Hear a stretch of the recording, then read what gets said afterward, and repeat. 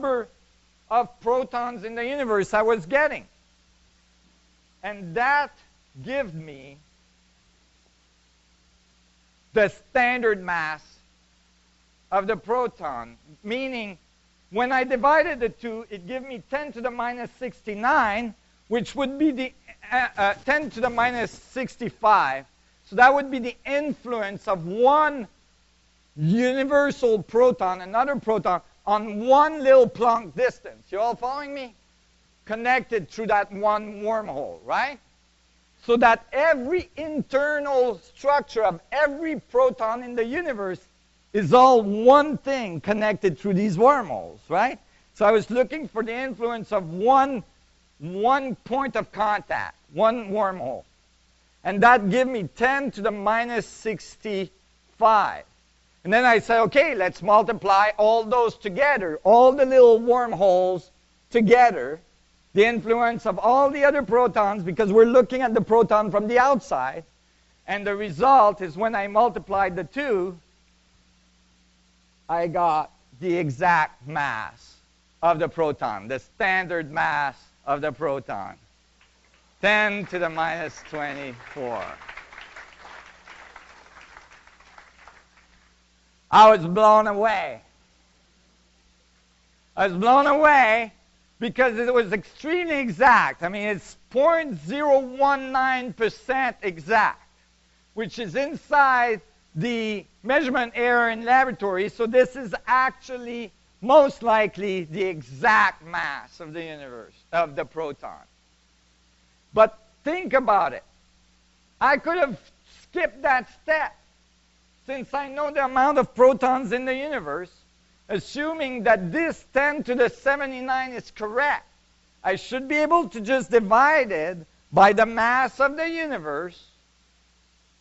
That would tell me how much each proton weighs, right? And when I did, it came out exactly right. This is the mass of the universe extrapolated from the inside of the proton and divided by the number of protons in the universe extrapolated by the surface, and I got exactly the mass of the proton, which was like incredible, because you gotta see what I saw there. You've got a huge number, 10 to the 80th, right? 10 to the 79.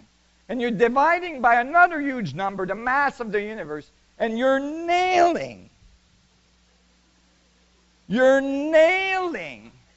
10 to the minus 24 grams, teeny weeny proton. Exactly right. Unbelievable. Unbelievable. One too many proton in there, and this is off. A little too much mass in the universe, and that number is off. But it gets it right on the button. So this cannot be, random.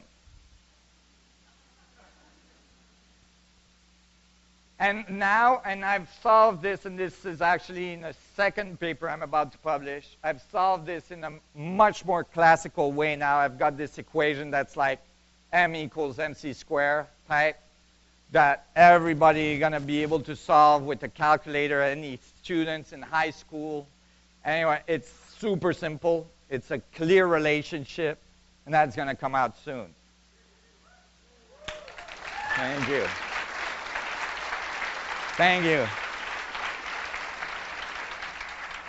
But even more important is that this ancient symbol that's found all around the world, that was so important to so many ancient civilizations that they made sure that it would survive all spans of time to reach us today, seems to be the exact solution to the holographic universe, giving us the exact correct answers, and that is remarkable.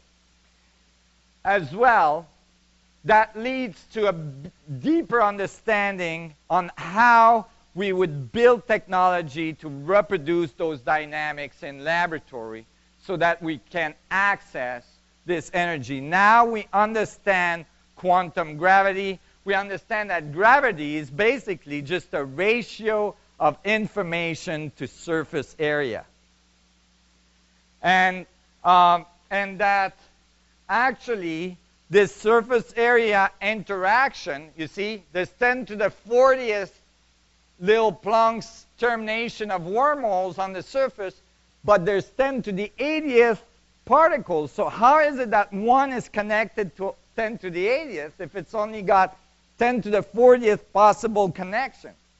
Well, that's because when you, it's not only holographic, but it's fractal in nature. That is, one little proton is connected to 10 to the 40th particles, and these 10 to the 40th particles are connected to 10 to the 40th particles, and so on. So that you have this fractal progression, you know, that you can identify. And this is actually why I called my theory 25 years ago the holofractal graphic theory. Is because it's holographic and fractal in nature. And I knew it was in there somewhere, but I finally mathematically solved it. The other thing that's really exciting about this is that this is the yardstick. We can apply that to infinitely big. You know how the Freemason have that, that compass symbol as the symbol of the yardstick of the universe, the geometry of the universe, God's, you know, scale? Well, this is what we've got. Meaning that I can now tell you from studying the proton, this little teeny bitty thing, the mass of the universe, the cosmological constant, the energy of our universe, the size of it, right? The gravitational field, but not only that, I can tell you how many of our universes there is in a larger one. And what is their energy level? And what's the energy level of that larger universe? And what's its scale? And all sorts of information. And then I can tell you how many of those larger universes there is in a larger one. And again, and again. So now we have the fractal yardstick and the network connection so that we can actually navigate our universe and the multiverse we live in.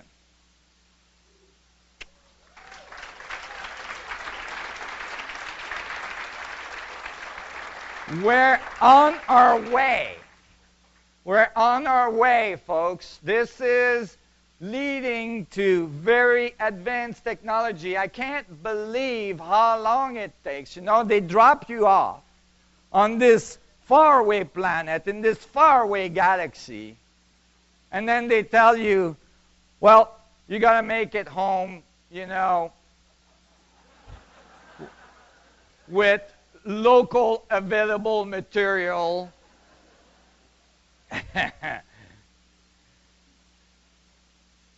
You know, this leads us to technological development, and we need your support for this because we need laboratory, we need funding to get it done, and that's on its way. But please support us. Please become members of the Resonance Project Foundation so this can continue. But thank you. As well, you can get a 4 DVD set right behind us. That really helps us. This pays the bill and the light, and the black hole DVD as well, that's out. But in any case, you can see that now knowing this, you would want to create an environment in laboratory where the oscillations of the vacuum inside the bubble would be in correct relationship to the vacuum oscillation outside the bubble. And when you got the right ratios, and when you got the right spin rates, because these little surfaces, they're little vortices, right? When you get like Coriolis vortices, when you got the right relationship with the right spin rate, you should get singularity. You should get, you know, gravity in a box, right? So early on, in early laboratory tests, I built technologies to reproduce these dynamics.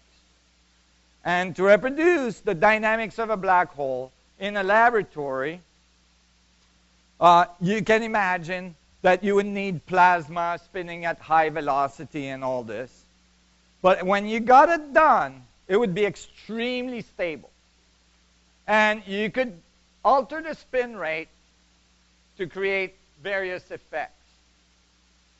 And these are some of the experiments we're in process of doing. This was my talk for today. And I wanted to just say, although all this seems very technical and it seems very, mechanical, maybe, it has so much deeper meaning and deeper implication for our understanding of ourselves, the universe, and the dynamics that connects us all. You can actually when I solved these equations a few months ago, I've been meditating since I'm 11. I've been thinking about this stuff all my life. I got a deeper, new level of the interconnectivity of all the atoms of my body. They all had these moments where I felt like the wormhole linking to the whole thing. It's like, oh my God. And this is available to you. This sense of connectivity, this experience of connectivity through the structure of the vacuum. Never forget that you are 99.99999% energy of the vacuum, and that is actually informing you every second, and you have access to it. This is why all the masters have asked everyone to spend the time every day, even if it's a few minutes, to turn your senses inward and go to that point. Go to that point of singularity.